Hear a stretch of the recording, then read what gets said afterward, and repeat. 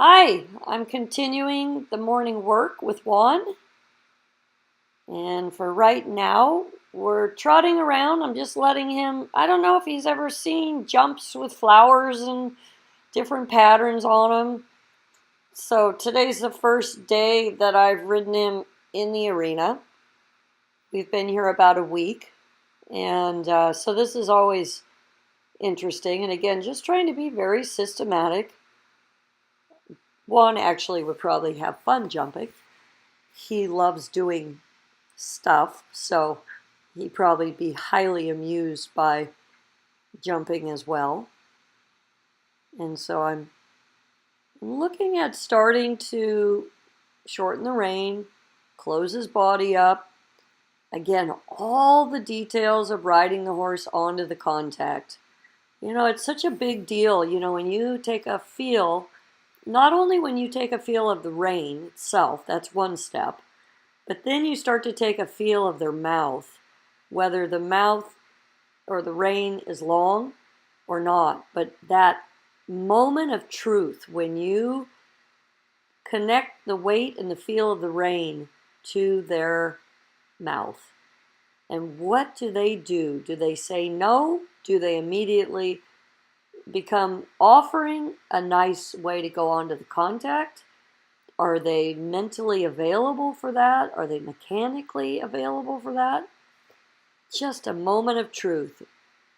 Now, he's a little sparked up today, so we're having a little conversation about, wait a minute, I love that he's going with such enthusiasm. We had a ball trotting around the field yesterday, and this really attitude is probably more what he needs, going to need a little bit for endurance riding, but I still need him to be obedient. So the interesting part as I work on layers of cantering now is that I'm looking at the expression of his gaits. Now we're having a real moment there because I went to correct him because he was not paying attention, and he, was like, no. So he's little, so you're trying to manage that his balance stays well when you're having a discussion about the rein contact. And so again, he's kind of sparked up today. But the cool part is that I'm loving, which I talked about in the first part of this, is I want to work on his canter quality. And so even though he canters a lot on his own, when you ride him, he's kind of funky in the canter. So today, what I'm excited about, even though he's a little bit full of it, he's starting to feel good in the canter quality. So this is the part when you're developing young horses that's a risk, because as I get reminded is that in this place where I get excited about the canter quality, you have a higher probability they're going to buck or do things. So I know over the years I've been told by clients and different people that when I'm saying, yeah, good job, the horse is looking great, is they're like, yeah, but he feels like he's going to buck me off. So unfortunately, that's kind of a good place for horses when they have that place in their body. But then to develop, this is where the emotion comes in, right? Big time. So for horses to learn they can be that exuberant, that expressive, that full of life in the canter, but at the same time be mentally quiet. So huge part of the development of the horse. I'm having to set some really clear boundaries today because even though I'm cheerleading his cantering enthusiasm, there's places where we haven't been in this place before. So I'm being a little firm to say, hey, stay with me. I'm going to let you have a longish rein and you can be, you know what I mean? I'm giving him space, but we're having some moments because, again, he's kind of fired up. Again, I'm totally fine with this, but we're finding some new edges to what his obedience needs to be when I'm allowing him to be this free in his body. Huge risk. So one of the interesting things for me as I come back to the riding him in the arena more is his body starting to feel way more alive. And it's a strange thing to say because you're sitting on a living animal. But sometimes when horses are put together, they're kind of put together in a way they're frozen in their bodies. And so to me, the art at this point of riding and training is to wait, to allow the horse to be fully awake, available with enthusiasm, but still obedient. And there is a risk there. Now we're having little discussions about canter departures, so I'm chipping on that today. I'm going to do multiple canter departures. So again, we're back in more of the training mode, and so I'm waiting. He wanted to run a little bit through my aids here, wanted to trot fast and not canter, and part of it was how he was listening to me positioning his body. And so I want him to wait and allow me to position his body but still be available. So he knows how to canter, but again, a little bit interesting being at a new place, a little distracted, some of the old stuff showing up. But on the other side of it is there's other stuff that's not showing up, which is really awesome. So I'd say we're at a new level of integrity to his canter. So I'm excited about that. Plus, he's so compact that if he did something, bucked, spun, did something, which he's never done so far, I'd have to be paying a lot of attention because there's such a short wheelbase. So I just don't want to go there. I've never been a big one on horses bucking and, oh, I'm going to just ride through it. I'd rather they just stay out of that option plan. And again, the funny thing is the enthusiastic state.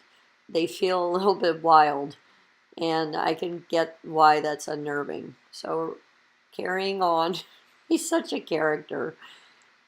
I just love all the horses. It's funny to be back here. What a gorgeous day, right? The facility's wonderful. Leslie and I are going to just have a ball. And so, life has lots of cool opportunities come up. These trees, I hope as I'm riding, you're noticing they have some amazing trees here that are just beautiful. So you can see the canter transitions are smoothing out again. And again, I want that he allows me to position him and then ask, and then he strikes off in that moment.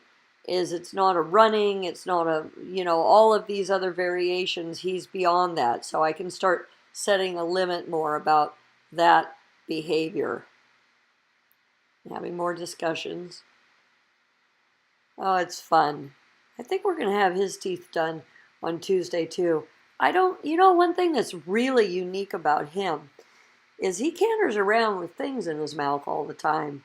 So I do find there's a little fascinating part with him probably in the moments. Like I have moments I'm riding him and I think, God, how is it that he doesn't think that he's playing like he does so much with stuff? So sometimes does he get confused in the contact that he's a little bit used to carrying something with a rigid mouth? And so it's like, no, I need you to have a supple mouth. And so I don't know. That's fun. I make up maybe too many stories, but it's so interesting to consider because most horses are not cantering around with things in their mouth. And that's his specialty. So now I'm happy with all those different canter transitions. And we're good. So I'm going to go ahead and head out the arena. We did enough work. He settled down. He listened. He's walking now in a long rein. Took everything in that was new. Very happy about all that. And now I'll do a little work around the arena too. So today I started out after the walk working in the arena. And then so today I'll add in doing a little work outside the arena after. And what's so fabulous about this is this, I love this criteria for me for a facility to be able to do either work outside and then go in the arena and then work out, that I can mix it up. There's a little off to the right, there's a little slope there I can add and it goes up into an orchard. So I have a little opportunity there to work on which is great for their stifles. But again, any ranch that I go to, this is a big criteria for me that I can ride around like this outside and that I can also go in the arena and ride off the property. Those three elements for developing the mind and the body and preserving the spirit of the horse are significant criteria for me. And we all have our different opportunities and workstations, but if I'm going to stay in this, I have to also look at my peace of mind and having those opportunities for the horse to have the diversity and the flexibility. It's kind of like, oh, I'm in the warm-up arena. Now I'm going to go in and do some work. Now I'm going to come out and I'm still going to be obedient. And all of that development. Now you can see the pasture off to the right is a nice size, and I put the 4 together that were living together in the desert. So Squidward, and there's Bugs, and we've got Lincoln and Nador. They're all hanging out there's Lincoln. He's like, hey, I know you. I eat food next to you every day. So it's cool. They have a nice big area that they get to go out. And what's nice, there really aren't many people here. So the pasture's in good condition and there's a lot of time. So Juan's taking it all in. He's noticing those covers to the left, but being very good.